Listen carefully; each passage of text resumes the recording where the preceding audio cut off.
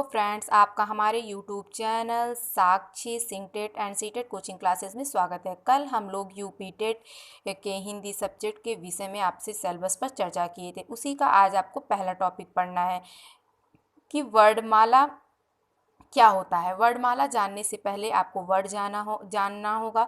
जैसे वर्ड, वह छोटी से छोटी ध्वनि जिसके टुकड़े नहीं हो सकते हैं, वर्ण कहलाती है। और आप दूसरे अर्थों में जान सके कि भाषा की सबसे छोटी इकाई जो होती है वो ध्वनि होती है। वर्ण के दो भेद होते हैं, स्वर और व्यंजन। हिंदी में वर्णमाला क्या है? तो वर्णमाला दो शब्दों से मिलकर बना होता है, वर्ण और माला। वर्ण मतलब होता है ध्वनि, अक्षर या वर्ण, और माला होता है जो व्यवस्थित समूह। तो दोनों को मिला के आपका एक नंबर का क्वेश्चन पूछ सकता है कि वर्णमाला किसे कहते हैं। तो आप ये बोलेंगे कि वर्णों के व्यवस्थित समूह को वर्णमाला कहा जाता है।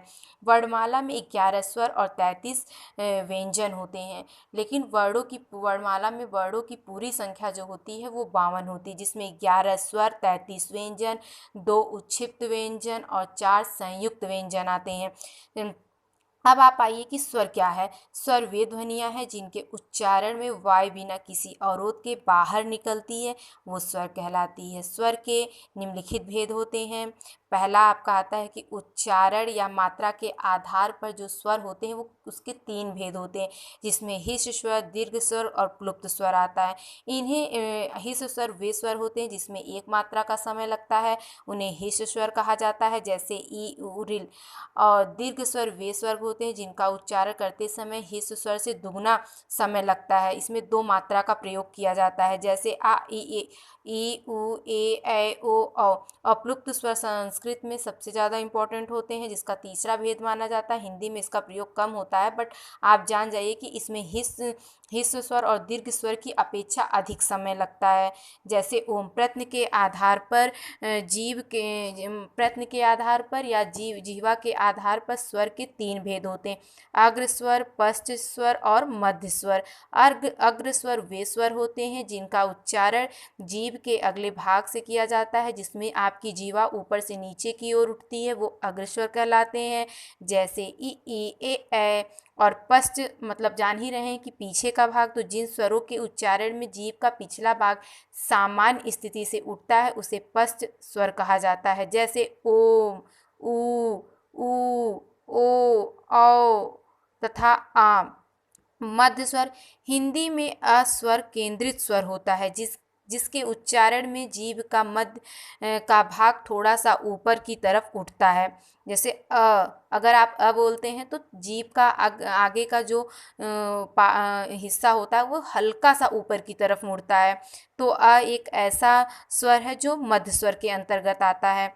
उसके बाद मुखाकृति के आधार पर स्वर के 4 भेद होते हैं, संवृत, अर्धसंवृत, विवृत और अर्धविवृत। वेरी इंपॉर्टेंट, यहाँ से जरूर क्वेश्चन बन जाते हैं और ये थोड़ा कंफ्यूजिंग भी होता है, बट आप जान जाइए कि संवृत मतलब होता है कि जिसमें उच्चारण करते समय आपका मुख जो होता है वो बहुत कम खुलता है, जैसे ई, उ।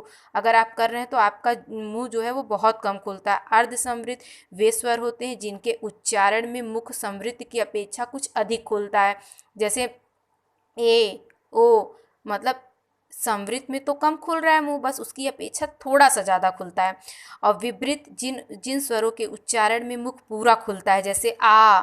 अगर आप बोलेंगे आ तो इसमें पूरा मुंह खुलेगा आपका। और अर्धविवृत में जो है वो इसमें जब स्वर आपका उच्चारण करते हैं तो मुख जो है वो आधा खुलता है, जैसे अ, ए, औ।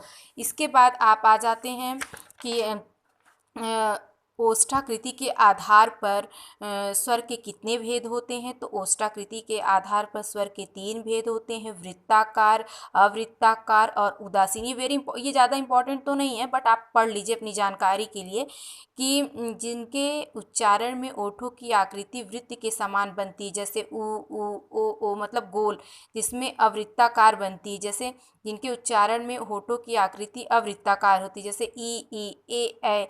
उदासीन, अ स्वर के उच्चारण में ओठ उदासीन रहता है। अ तो आप जान भी रहे हैं कि एक मध्य स्वर है। आ जो है स्वर अंग्रेजी से हिंदी में आया हुआ है। आज के लिए बस इतना ही कल मिलेंगे आपको दूसरे पार्ट में व्यंजन के साथ। तब तक के लिए आप अपने इस जितना भी पढ़ाया गया है आप इसका एक अपना नोट्स बना लें और खुद उसमें आप लिखें। ये वेरी इंपॉर्टेंट है, इससे ज़्यादा क्वेश्चन आपको वर्णमाला से देखने को मिलेंगे ही नहीं। इतना ही आपको वर्णमाला में मिलेंगे कि पहला क्वेश्चन आपका ये आ जाएगा कि वर्ड किसे कहते हैं, तो आप बता दें। आपका आ जाएगा कि छोटी से छोटी ध्वनि जिसके टुकड़े नहीं होते वर्ड कहलाता है।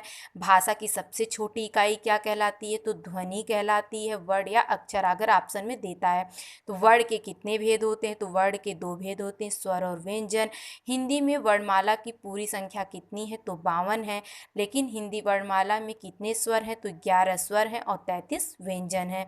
उसके बाद फिर आता है कि स्वर किसे कहते हैं, तो स्वर वे होते हैं जिनका उच्चारण करते समय किसी की सहायता की आवश्यकता नहीं पड़ती है, वे स्वर कहलाते हैं। स्वर के कितने भेद होते हैं, अगर आपको इस तरह से पूछता है तो स्वर के भेद आप 4 बताएंगे। बट इसमें अगर पूछेगा कि उच्चारण या मात्रा के आधार पर स्वर के कितने भेद होते हैं, तो हिस्स स्वर, दीर्घ स्वर, प्लुप्त स्वर। और जिह्वा के आधार पर कितने होते हैं, तो 3 होते हैं, अग्र स्वर, पश्च स्वर, मध्य स्वर। और अगर मुख आकृति के आधार पर कितने होते हैं, तो 4 होते हैं, संवृत, अर्धसंवृत, विवृत और अर्धविवृत। उसके बाद आपका आता है कि ओष्ठाकृति के आधार पर कितने होते हैं, तो वृत्ताकार, अवृत्ताकार, उदासीन। वेरी इंपॉर्टेंट, बस इतना है कि आप इतना जान जाइए कि वर्णमाला से इतने, इससे ज़्यादा क्वेश्चन आपसे पूछे नहीं जा सकते हैं। फिर कल आपको मिलेंगे एक नए वीडियो के साथ जिसमें आपको व्यंजन के बारे में बताएंगे। इतना तब तक आप अपना नोट डाउन कर लें और मेरे चैनल को लाइक, सब्सक्राइब एंड शेयर कर दें अगर आपको अच्छा लगता है तो। Thank you.